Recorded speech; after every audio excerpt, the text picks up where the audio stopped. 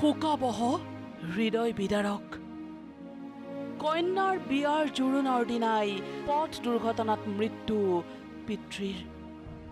জোৰোণৰ দিনাই পথ দুৰ্ঘটনাত মৃত্যু হ'ল কইনাৰ ভিনীহিয়েকৰ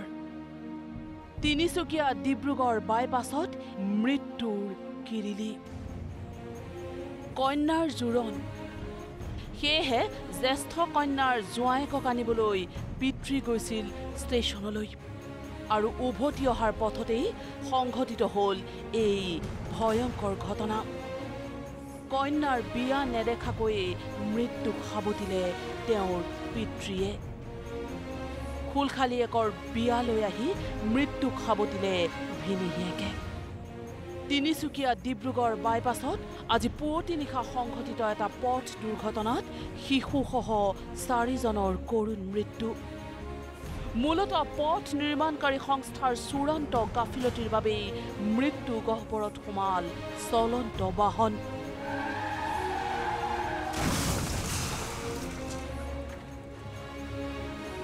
স্থান তিনিচুকীয়াৰ পানীতোলাৰ গোবিন্দপুৰ চাওক কেনেকৈ মৃত্যুদূতত পৰিণত হৈছে নিৰ্মীয়মান বাইপাছ উন্মুক্ত পথৰ কাষতে খান্দি থোৱা হৈছে পুখুৰী নাছিল কোনো ধৰণৰ সংকেত চিহ্ন আৰু সেইবাবেই পুৱতি নিশা এই স্থানতেই সংঘটিত হ'ল এই ভয়ংকৰ পথ দুৰ্ঘটনা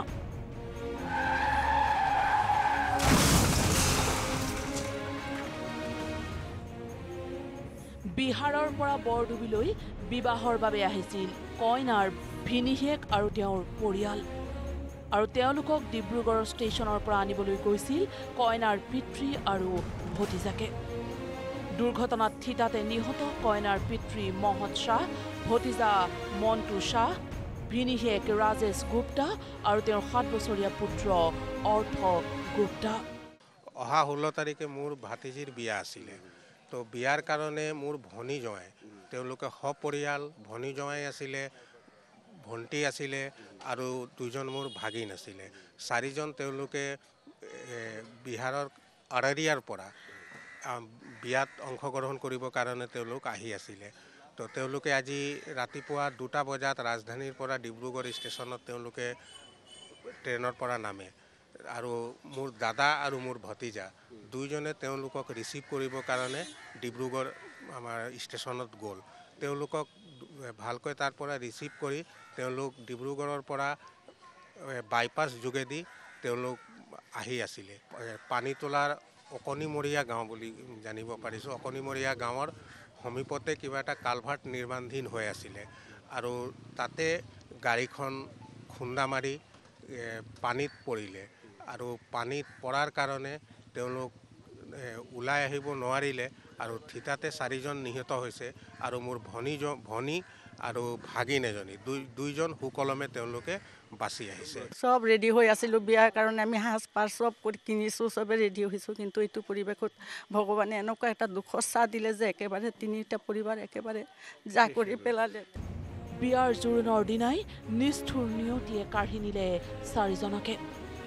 আনন্দৰ দিন মুহূৰ্ততে পৰিণত হ'ল বিষাদত আমি উদ্ধাৰ কৰিলোঁ কোনোমতে মানে ল'ৰাটো আৰু ছোৱালীজনীক আৰু মাকক ওলাই কোনোমতে পাৰিলোঁ আৰু বাকীখিনি নোৱাৰিলোঁ যে গাড়ীখন মাটিত লাগি গ'ল কোনোমতে খুলিবই নোৱাৰিছোঁ পানীত পৰিহে মৃত্যু হ'ল নাই এতিয়া দিছে এতিয়া দিছে এইটো ভুল কাম কৰিছে আৰু সোনকালে কৰিব লাগে ৰাস্তাটো সোনকালে হ'ব লাগে আৰু ইমান স্পীড গাড়ী চলে আমাৰ ল'ৰা ছোৱালীকেইটাও স্কুল যায় গতিকে স্কুলটোতো আমাকতো ভয় লাগে ন তেখেতে আজি জোৰোণ আছিলে ছোৱালীজনীৰ আজি জোৰোণ আছিলে দুলীয়াজানৰ ব্যৱসায়ী মানুহ আছে তাৰ ল'ৰাৰ লগত কিন্তু আজি এই দুখৰ সময়ত কি ক'ম আপোনাক তেওঁ ছোৱালীজনীৰ ভৱিষ্যত কি হ'ব ইয়াৰ যিখন ঘৰৰ যে মুৰব্বী মানুহ তেওঁ এইটো মৃত্যু আঁকোৱালি লৈছে এতিয়া ক'বলৈ একো নাই আমাৰ মানে কি বিসংগতিপূৰ্ণ বাইপাছ নিৰ্মাণ কৰা ঠিকাদাৰ অভিযন্তাৰ ইয়াৰ বাবে শাস্তি হ'বনে কিমান দিনলৈ এনেধৰণৰ বিসংগতিৰ বাবে নিৰীহ উপহাৰ পাব মৃত্যু এটা নহয় লগত 3টা পৰিবাৰ একেবাৰে বিনাশ হৈ গ'ল যিহেতু তিনিজন হাজবেণ্ড গ'ল, পৰিবাৰ তিনিটা গ'ল। আমাৰ এটা উলহ মালহ পৰিবাৰ আছিলে ইয়াত। এতিয়া মানে পৰহিৰ পৰা গান গীত মাত চব চলি আছিলে ধুনীয়াকৈ ইয়াত।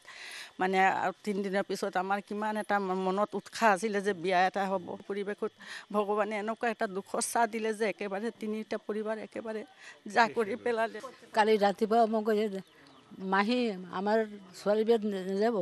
যাম। বাবাৰে আমাৰ ঘৰতো কোনো নাই, মই বেংগলী কথা কওঁ, মোৰ ঘৰতো কোনো নাই, কাৰ লগত যাম? মই লৈ যাম আপোনাক, আপুনি এই